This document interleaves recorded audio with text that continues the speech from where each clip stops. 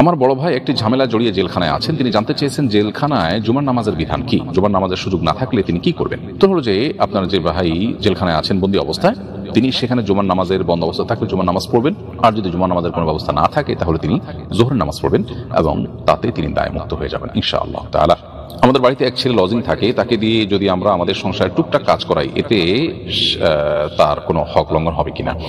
উত্তর হলো সাধারণত লজিং এর যে সিস্টেম আমাদের দেশে প্রচলিত আছে সেটি দুটি। একটি হলো যে আল্লাহর কাছ থেকে সওয়াবের আশায় কোনো শিক্ষার্থীকে মাদ্রাসা বা স্কুলে কোনো শিক্ষার্থীকে নিজের বাসায় রাখা, যেন সে খেয়ে পড়ে এখান থেকে শিক্ষিত হতে পারে, এটা হলো আল্লাহর কাছ থেকে সওয়াবের আশায়। এটা যদি হয়ে থাকে তাহলে সেক্ষেত্রে তাকে দিয়ে যদি আপনি কাজ করান আর খাদ্যের বিনিময়ে থাকার বিনিময়ে কাজ করান তাহলে সেক্ষেত্রে সওয়াব আর পাবেন না, আপনার সওয়াবটা বঞ্চিত হবেন।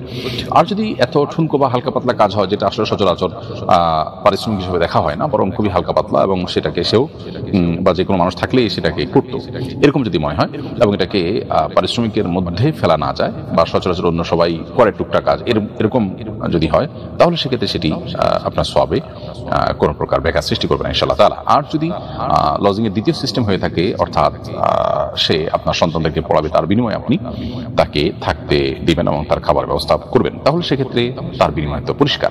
এরপর অতিরিক্ত যে কাজ করাবেন সেটা তার প্রতি অবশ্যই জুলুম হবে, যদি সেটা যথাযথ আপনার সমাজে যে প্রচলন আছে তার বাইরে হয়, আপনি তার উপরে কাজ চাপিয়ে দেন, তাহলে সেটি অবশ্যই অন্যায় হবে। আর যদি বিষয়টি এমন হয় যে তার কাছে এটা পরিষ্কার যে আপনি তাকে কাজও করাবেন, আবার খাবার থাকার দিবেন এবং বিনিময়ে সন্তানদেরকে পড়াতে হবে, তাহলে এটা পার্ট অফ তার ডিউটি, সে করবে, তাতে অসুবিধা নেই, কিন্তু সেটা ক্লিয়ার থাকতে হবে আগে থেকে। আমার মা নানির একমাত্র মেয়ে, নানির বিচ্ছেদ হলে নানির আরেক জায়গায় বিয়ে হয়, সেখানে নানির কোনো সন্তান হয়নি। আমার প্রশ্ন হলো নানির সমুদয় সম্পত্তির মালিক কি আমার মা হবে নাকি দ্বিতীয় স্বামীর আত্মীয় স্বজনরাও পাবে? উত্তর হলো যে আপনার মা যেহেতু একা, অতএব আপনার মা অর্ধেক সম্পদ পাবেন, বাকি অর্ধেক যে সম্পদ আছে সেটা আপনার বাবার অন্যান্য যে ওয়ারিসরা আছেন রেখে যাওয়া সে সমস্ত ওয়ারিসরা পাবেন। সে সমস্ত ওয়ারিসদের মধ্যে এমন কেউ থাকতে পারেন রক্ত সম্পর্কে, যেমন তার ভাই থাকতে পারেন, অন্য অনেকে থাকতে পারেন, ঠিক কারা কারা বেঁচে আছেন সেটা দেখলে তারা কে কতটুকু পাবে সেটা বলে দেওয়া যাবে। আর যদি অন্য কোনো ওয়ারিস না থাকে তাহলে বাকি অর্ধেক আপনার মা পেয়ে যাবেন। কিন্তু আপনার নানির যে আরেকটি বিয়ে হয়েছে সেখানে যদি কোনো সন্তান হয়নি, সেখানে সেই স্বামী যদি বেঁচে থাকেন তাহলে তার একটা হিস্সা সেখানে থাকার সুযোগ আছে, যেহেতু তিনি স্বামী অবস্থায় আপনার নানির মৃত্যু হয়েছে, অর্থাৎ তার বিবাহে থাকা অবস্থায় মৃত্যু হয়েছে, সেহেতু তার একটা হিস্সা থাকবে যদি তিনি বেঁচে থাকেন। আর যদি তিনি আপনার নানির আগে মারা যেয়ে থাকেন এবং সে ঘরে কোনো সন্তান না থাকে তাহলে আপনার নানির সেই ঘরের কোনো ব্যক্তি কোনো সম্পদ পাওয়ার সুযোগ নেই, কারণ তারা কেউই আপনার নানির রক্ত সম্পর্কে আত্মীয় নন। তো আমি যুক্তরাজ্য প্রবাসী, আমি কেবলা দেখার জন্য একটি অ্যাপ ব্যবহার করি, পরে অন্য একটি অ্যাপ দেখে বুঝেছি আমি গত 3 মাস ভুল দিকে নামাজ পড়েছিলাম। এখন জানতে চাই গত 3 মাস ভুল অ্যাপের নির্দেশনা যেসব নামাজ পড়েছি সেগুলোকে পুনরায় আদায় করতে হবে? উত্তর হলো যে কোনো এলাকায় আপনি থাকুন না কেন, পৃথিবীর যে কোনো প্রান্তে থাকুন না কেন, অন্যান্য মসজিদগুলো যেদিকে ফিরে সালাত আদায় করে আপনি সেদিকে ফিরে সালাত আদায় করবেন কিবলা নির্ভরের জন্য। এটাই হলো সবচেয়ে গ্রহণযোগ্য এবং শরিয়া সিদ্ধ পন্থা। যদি মসজিদ না থাকে বা মসজিদ দেখে নিরূপণ করা না যায় তাহলে সেক্ষেত্রে আপনি কম্পাস ইত্যাদি সাহায্য নিতে পারেন। সেক্ষেত্রে কম্পাস যদি আপনাকে সঠিকটা না দেখিয়ে ভুলটা দেখিয়েছে এমনটি হয়, আপনি চেষ্টা করেছেন ভালো কম্পাস এবং ভালো আপনার অ্যাপ ব্যবহার করার, এরপরও যদি ভুল হয়ে যায় এবং সে ভুল এর উপর ভিত্তি করে নামাজ পড়ে ফেলেন, সে নামাজ আপনাকে পুনরায় আর পড়তে হবে না।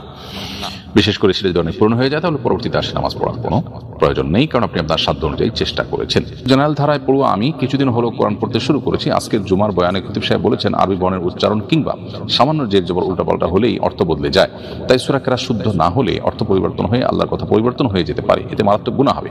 অনেক চেষ্টা পরও আমি হা বর্ণটি উচ্চারণ করতে পারি না, এই বর্ণের কারণে আল্লাহর কথা বদলে গেলে আল্লাহ কি আমাকে মাফ করবেন?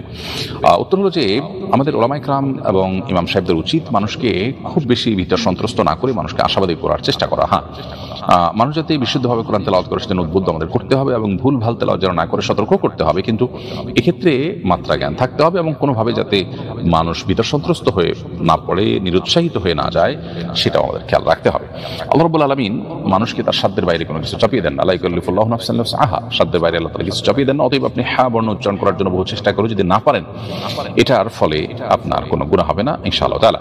ঠিক একইভাবে কেউ যদি কোরআন তেলাওয়াত করার সময় তিনি শুদ্ধভাবে তেলাওয়াতের জন্য চেষ্টা করেন, ইনশাআল্লাহ দিন আল্লাহর কাছে তিনি সওয়াব পাবেন। এমনকি কেউ যদি খুব স্পিডে তেলাওয়াত করতে না পারেন, শুদ্ধ বিবেচনা করতে গিয়ে অনেক ধীরে ধীরে পড়েন, বেঁধে বেঁধে পড়েন, তাকে ডাবল সওয়াব দেওয়ার কথা কিন্তু হাদিসে আছে। অতএব কোরআন তেলাওয়াত করার চেষ্টা আমাদের করতে হবে।